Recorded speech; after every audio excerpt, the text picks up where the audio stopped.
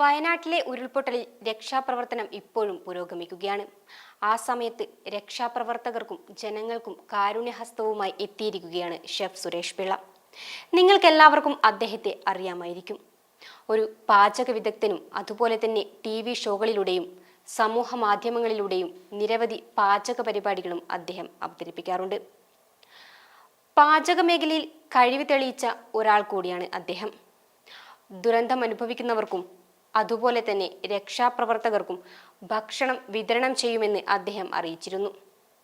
ഏകദേശം 1000-ഓളം പേർക്കാണ് അദ്ദേഹം ഇപ്പോൾ ഭക്ഷണം വിതരണം ചെയ്തിരിക്കുന്നത്. ബത്തേരിയിലെ സഞ്ചാരി റെസ്റ്റോറൻറ്റിലാണ് അദ്ദേഹം ഭക്ഷണം ഒരുക്കുന്നത്. ഈ വിവരം അദ്ദേഹത്തിൻ്റെ ഫേസ്ബുക്ക് പോസ്റ്റിലൂടെയായിരുന്നു അറിയിച്ചിരുന്നത്. പോസ്റ്റിനോടൊപ്പം ഇതുമായി ബന്ധപ്പെട്ട എല്ലാ വിവരത്തിനും കോൺടാക്ട് ചെയ്യാനുള്ള നമ്പറും കൊടുത്തിരുന്നു. ഇദ്ദേഹത്തിന് ആദ്യം നമ്മളെല്ലാവരും തന്നെ ഒരു ബിഗ് സല്യൂട്ടാണ് കൊടുക്കേണ്ടത്. ഒരു ദുരന്തഭൂമിയിൽ എല്ലാം നഷ്ടപ്പെട്ട് നിൽക്കുന്ന ആളുകൾ ഒന്ന് ചിന്തിച്ചു പോകും.